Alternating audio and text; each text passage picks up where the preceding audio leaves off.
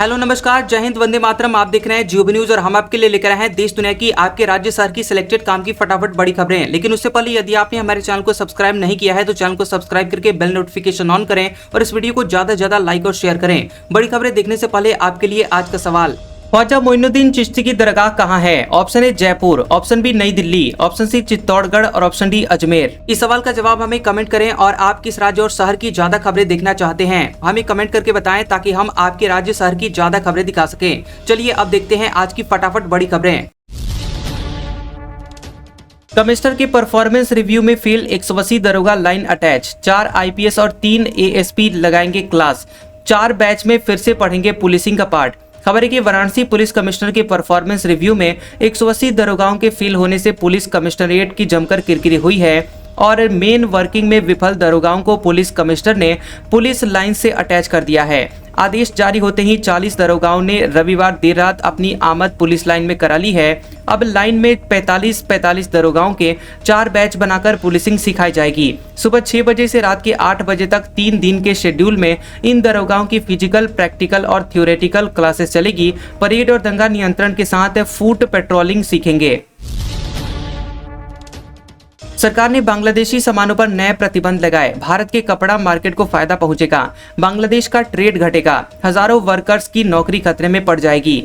भारत ने बांग्लादेश से होने वाले आयात पर नए प्रतिबंध लगाए हैं। इस कदम से बांग्लादेश की पहले से ही कमजोर अर्थव्यवस्था पर और दबाव पड़ने की संभावना है। वहीं भारत सरकार के वाणिज्य और उद्योग मंत्रालय के तहत directorate general of foreign trade यानी DGFT ने 17 मई को इसकी घोषणा की है। इस कदम को दोनों देशों के बीच बढ़ते हुए तनाव और बांग्लादेश की हालिया नीतियों के जवाब के रूप में देखा जा रहा है। मुख्यमंत्री कृषक समृद्धि योजना होगी लॉन्च, सीएम ने मांगी विस्तृत कार्य योजना, लघु व सीमांत किसानों को सस्ती दर पर मिल सकेगा कर्ज। बता दें कि उत्तर प्रदेश के किसानों की आय को बढ़ाने और उन्हें आत्मनिर्भर बनाने की दिशा में यूपी सरकार ने एक और बड़ा कदम उठाया है। मुख्यमंत्री योगी आदित्यनाथ ने मुख्यमंत्री कृषक समृद्धि योजना की शुरुआत को लेकर सहकारिता विभाग को विस्तृत कार्य योजना तैयार करने के निर्देश दिए हैं। इस योजना का मकसद किसानों को सस्ती दरों पर सरलता से कर्ज उपलब्ध करवाना है ताकि वे कर्ज के बोझ से बाहर निकलकर समृद्धि की ओर बढ़ सकें। वहीं यहाँ लोक भवन में हुई सहकारिता विभाग की उच्च स्तरीय बैठक में मुख्यमंत्री ने कहा कि राज्य सरकार किसानों की आर्थिक स्थिति को सुधारने के लिए हर संभव प्रयास कर रही है। उन्होंने अधिकारियों को निर्देश दिया है कि ऋण वितरण प्रणाली को और सरल व प्रभावी बनाया जाए। इसके साथ ही सहकारी बैंकों की क्षमता बढ़ाई जाए और उनकी शाखाओं का तकनीकी रूप से आधुनिकीकरण किया जाए। मंत्री विजय शाह केस में सुप्रीम कोर्ट ने SIT बनाई, माफी नामंजूर लेकिन गिरफ्तारी पर रोक। शाह ने कर्नल सोफिया पर कमेंट किया था। कर्नल सोफिया कुरैशी को लेकर विवादित बयान देने वाले मध्य प्रदेश के मंत्री विजय शाह की माफी सुप्रीम कोर्ट ने नामंजूर कर दी है। कोर्ट ने मामले की जांच के लिए SIT बनाने का निर्देश दिया है। हालांकि कोर्ट ने उनकी गिरफ्तारी पर भी रोक लगा दी है।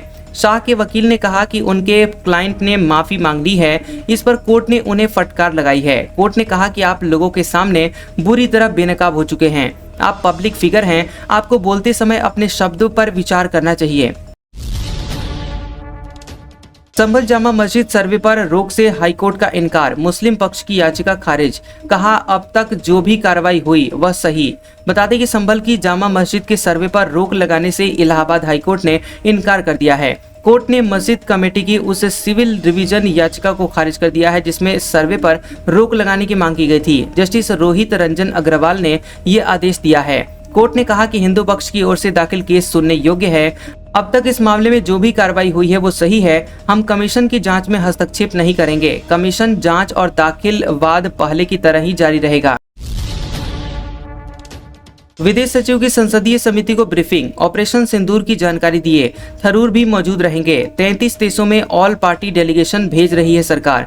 विदेश सचिव विक्रम मिस्री भारत पाकिस्तान सैन्य संघर्ष पर संसदीय समिति को ब्रीफ किए। इसमें 22 अप्रैल को हुए पहलगाम आतंकवादी हमले के बाद 7 मई की रात POK में आतंकवादी ठिकानों पर ऑपरेशन सिंदूर के तहत एयर स्ट्राइक और 10 मई हुए भारत पाकिस्तान सीज फायर सहमति की पूरी जानकारी होगी। बता देंगे भारत ने 23 मिनट के ऑपरेशन सिंदूर को दिया था। इसमें 9 आतंकवादी ठिकाने तबाह किए गए थे। इसके बाद के एक्शन में पाकिस्तानी एयरबेस को निशाना बनाया गया था। 10 मई की शाम 5 बजे भारत और पाकिस्तान के बीच सीज फायर हो गया था। अमेरिकी राष्ट्रपति डोनाल्ड ट्रंप ने एक्स पर इसका ऐलान किया था। रिलायंस पावर भूटान का सबसे बड़ा सोलर पावर प्रोजेक्ट बनाएगी। अनिल अंबानी की कंपनी 2000 करोड़ रुपए के ज्वाइंट वेंचर में 500 मेगावाट के इस काम को करेगी पूरा।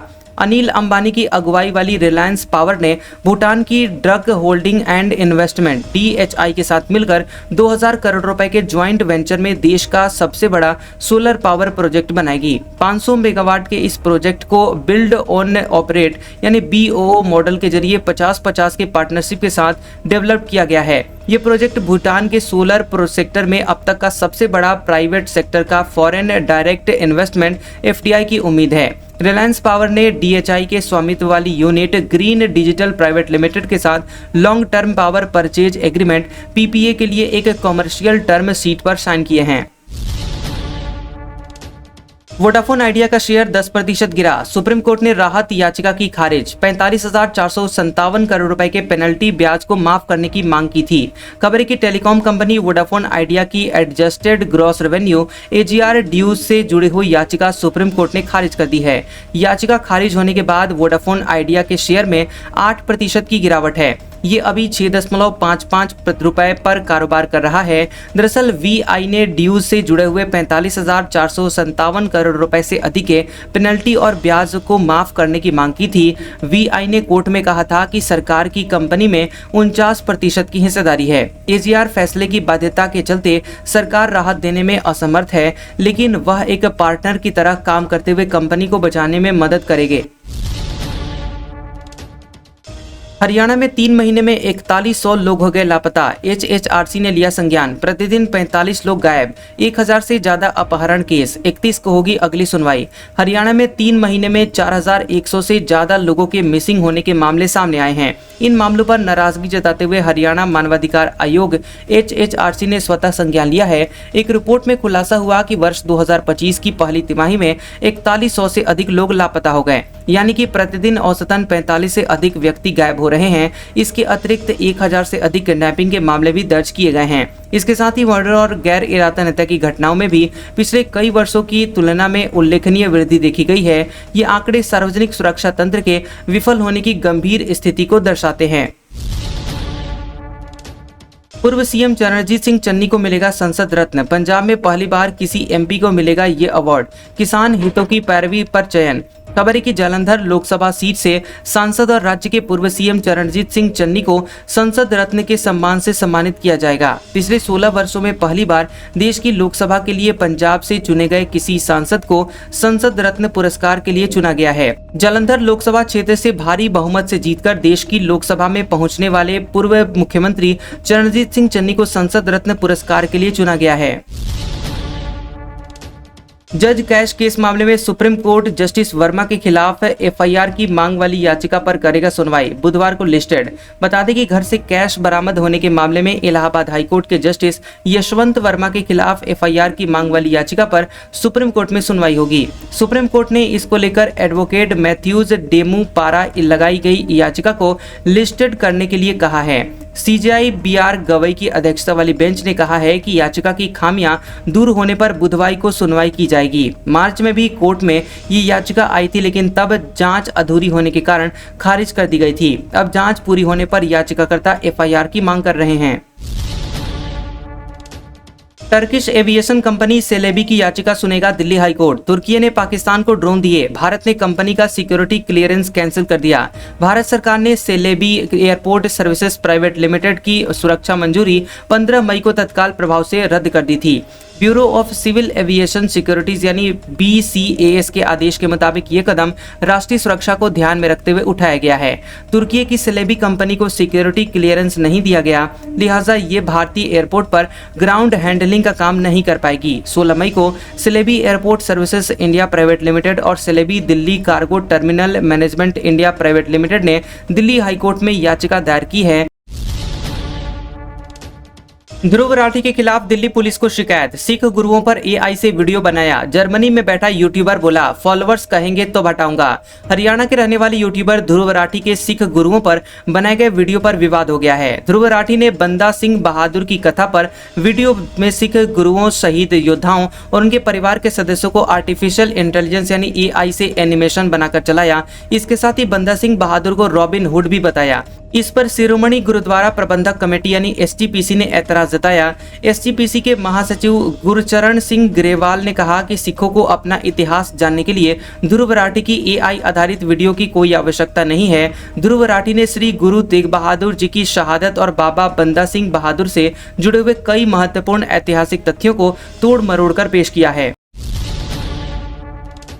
आतंकी हमले से पहले पहलगाम और पाकिस्तान गई थी ज्योति, पाकिस्तान के लिए जासूसी का आरोप, इंस्टाग्राम अकाउंट बैन, वीडियो में सीमा पर लगी फेंसिंग दिखाई।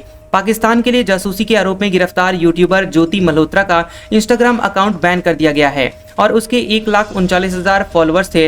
हिसार पुलिस ने 18 मई रात को ज्योति के घर पर जाकर छानबीन भी की थी। वहां से कुछ दस्तावेज भी जब्त किए गए। राष्ट्रीय जांच एजेंसी एनआईए भी टेरर लिंक को लेकर ज्योति से पूछताछ के लिए हिसार पहुंचेगी। हिसार पुलिस की जांच में ये बात भी पता चला है कि ज्योति पहलगाम हमले से पहले कश्मीर गई थी। वह पहलगाम, गुलमर्ग, डल लेक, लद्दाख की पेंगोंग लेक तक गई हुई थी। पेंगोंग झील से चीन लगी line of actual control LAC से ये जुड़ा हुआ है। उसने अपने YouTube चैनल पर इन जगहों के वीडियोस भी शेयर किए हैं। असम सीएम बोले, गौरव गोगोई ISI के बुलावे पर पाकिस्तान गए, वहां ट्रेनिंग लेकर राफेल परमाणु पर सवाल किए। कांग्रेस सांसद बोले, मुख्यमंत्री की टिप्पणी बकवास। असम के मुख्यमंत्री हेमंत बिस्व शर्मा ने आरोप लगाया है कि कांग्रेस सांसद गौरव गोगोई ने ISI के नियंत्रण पर पाकिस्तान का दौरा किया था और वहां की सरकार के साथ मिलकर काम भी किया है। शर्मा ने कहा कि गौरव गोगोई पाकिस्तान सरकार के सीधे निमंत्रण पर वहां गए थे और ये खतरनाक था। वो पाकिस्तान की सत्ता के साथ मिलकर काम कर रहे थे। गृह विभाग कब निमंत्रण भेजता है? ये केवल ट्रेनिंग के लिए होता है, अन्यथा ISI उसे क्यों आमंत्रित करती? उन्होंने कहा कि अगर ये जासूसी नहीं तो क्या है? गौरव भारत सरकार को बताए बिना वहां गए, वापस आकर राफेल का विरोध किया। संसद में तटीय मार्ग में सुरक्षा व्यवस्था के बारे में सवाल पूछे। वहां भारत ने अपने परमाणु हथियार रखे हैं। आपके लिए ये सवाल किसने लिखे थे? हैदराबाद में ISI से जुड़े हुए 2 संदिग्ध आतंकवादी हुए गिरफ्तार, बम धमाके की प्लानिंग कर रहे थे, बड़ी मात्रा में विस्फोटक बरामद। हैदराबाद में आतंकवादी संगठन ISI से जुड़े हुए 2 संदिग्ध आतंकवादी गिरफ्तार हुए हैं। इन पर बम धमाके की साजिश रचने का आरोप है। वहीं आंध्र प्रदेश और तेलंगाना पुलिस ने दोनों को पकड़ा और बम ब्लास्ट होने से बचा लिया। संदिग्ध आतंकवादियों की पहचान 29 वर्षीय सिराज उर रहमान, 28 वर्षीय सैयद समीर के रूप में हुई है। पुलिस को संदेह है कि इन दोनों को सऊदी अरब में एक्टिव ISI मॉड्यूल से निर्देश मिल रहे थे, जो कि हैदराबाद में हमला करवाना चाहता था। सेना बोली, पाकिस्तान ने गोल्डन टेम्पल को निशाना बनाया था। नए वीडियो में पाकिस्तान ड्रोन गिरता हुआ दिखा। महाराष्ट्र में फर्जी एयरफोर्स ऑफिसर अरेस्ट। खबर है कि भारतीय सेना ने कहा कि पाकिस्तान ने अमृतसर के गोल्डन टेम्पल पर निशाना बनाकर मिसाइल दागी थी। इसे भारतीय एयर डिफेंस ने नाकाम कर दिया था। सेना के जवानों ने पंजाब में मार गिराए गए पाकिस्तानी ड्रोन और मिसाइल का मलबा भी दिखाया है। वहीं पंजाब में इंटरनेशनल बॉर्डर पर तैनात एक जवान ने कहा कि 8-9 मई की रात को पाकिस्तान ने अचानक से फायरिंग की और घुसपैठ की कोशिश की, जिसे हमने नाकाम कर दिया। हमारी फायरिंग का नतीजा ये हुआ कि सुबह होते होते दुश्मन घुटनों के बल पर आ गए और अपनी पोस्ट पर सफेद झंडा फहरा दिया। पूर्व अमेरिकी राष्ट्रपति जो बाइडेन को प्रोस्टेट कैंसर, हड्डियों तक फैली बीमारी, 2 दिन पहले पता चला। 2023 में स्किन कैंसर का इलाज भी करवा चुके हैं। अमेरिका के पूर्व राष्ट्रपति जो बाइडेन को प्रोस्टेट कैंसर हो गया है। यह अब हड्डियों तक फैल चुका है। बाइडेन के ऑफिस ने बयान जारी करके इसकी जानकारी भी दी है। 82 साल के बाइडेन ने पिछले हफ्ते पेशाब में दिक्कत होने पर डॉक्टर को दिखाया था। जांच के बाद बीते शुक्रवार को इस बीमारी का उन्हें पता चला। अमेरिकी राष्ट्रपति डोनाल्ड ट्रंप ने बाइडेन की बीमारी को लेकर कहा कि मेलानिया और मैं उनकी बीमारी के बारे में जानकर दुखी हैं। हम जिल बाइडेन और उनके परिवार के लिए दुआ करते हैं और जो बाइडेन के जल्दी और पूरी तरह से ठीक होने की कामना करते हैं। गाजा में फूड सप्लाई को तैयार हुए नेतन्याहू 2 महीने से रुकी हुई थी। उनके ही मंत्री बोले, ये हमास को ऑक्सीजन देने जैसा है। इजराइल के पीएम बेंजामिन नेतन्याहू ने गाजा में सीमित मात्रा में खाद्य सामग्री भेजने की इजाजत दे दी है। इजराइल ने 2 मार्च से गाजा में खाने पीने की चीजों के आने पर रोक लगा दी थी। टाइम्स ऑफ इजराइल की रिपोर्ट के मुताबिक इजराइल की वॉर कैबिनेट ने सैन्य अधिकारियों की सलाह पर रविवार को यह फैसला किया। हालांकि कैबिनेट में इसे लेकर वोटिंग नहीं करवाई गई क्योंकि कई मंत्री इस फैसले के खिलाफ थे। आंतरिक सुरक्षा मंत्री इतमार बेन ग्वीर ने और दूसरे दक्षिणपंथी नेताओं ने इस फैसले की आलोचना करते हुए कहा कि ये हमास को ऑक्सीजन देने जैसा है। पहले हमास को खत्म किया जाना जरूरी है। पाकिस्तानी आर्मी बोली, भारत के आगे नहीं झुकेंगे, न वे अमेरिका हैं और न हम अफगानिस्तान। डिप्टी सीएम इशाक डार चीन रवाना। पाकिस्तानी सेना के प्रवक्ता लेफ्टिनेंट जनरल अहमद शरीफ चौधरी ने बताया कि पाकिस्तान कभी भी भारत के आगे नहीं झुकेगा। उन्होंने कहा कि भारत अमेरिका या इजराइल नहीं है और पाकिस्तान अफगानिस्तान या फिलिस्तीन भी नहीं है। अनादोलू एजेंसी को दिए गए इंटरव्यू में सेना के प्रवक्ता ने दावा किया कि सीज फायर की अपील पहले भारत ने की थी, इसके बाद ही वे इसके लिए राजी हुए। पुर्तगाल में भारतीय दूतावास के बाहर पाकिस्तानियों का हंगामा। जवाब में एम्बेसी ने ऑपरेशन सिंदूर का बैनर लगाया, लिखा ये अभी खत्म नहीं हुआ। पुर्तगाल की राजधानी लिस्बन में पाकिस्तानियों ने भारतीय दूतावास के सामने हंगामा किया।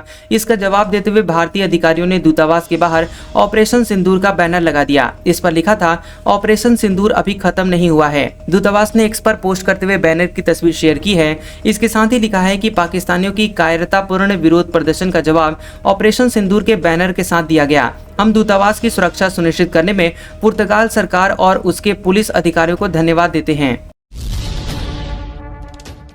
एशिया में तेजी से फैल रहा कोरोना का JN1 वेरिएंट। सिंगापुर में 14,000 नए मामले सामने आए। चीन, हांगकांग, थाईलैंड अलर्ट पर।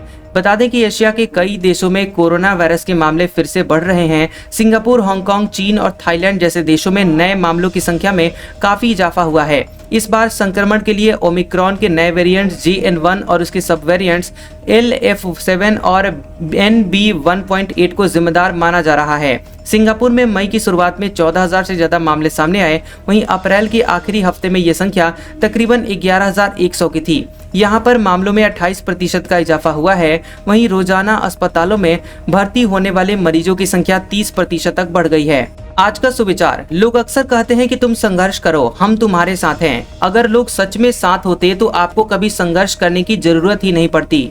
कैसा लगा ये वीडियो हमें कमेंट सेक्शन में जरूर बताएं। वीडियो पसंद आया हो तो वीडियो को लाइक और शेयर करें और ऐसी इंटरेस्टिंग वीडियोस देखने के लिए हमारे चैनल जियोबी न्यूज को सब्सक्राइब करें और बेल आइकॉन को दबाएं।